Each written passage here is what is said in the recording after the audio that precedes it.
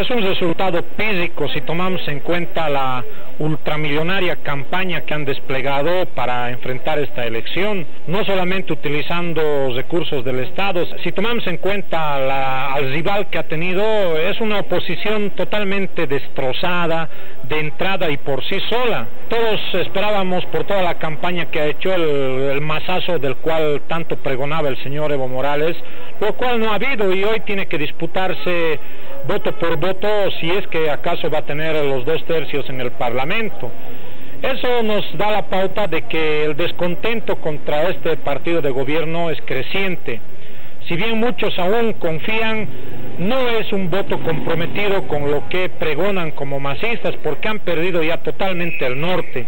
Su famoso anticapitalismo, antiimperialismo es de boca para afuera. Si uno ve CNN, el canal del imperialismo, no paran en echarle flores al partido de gobierno, y eso denota de que se han vuelto los hijos predilectos del imperialismo, ¿no?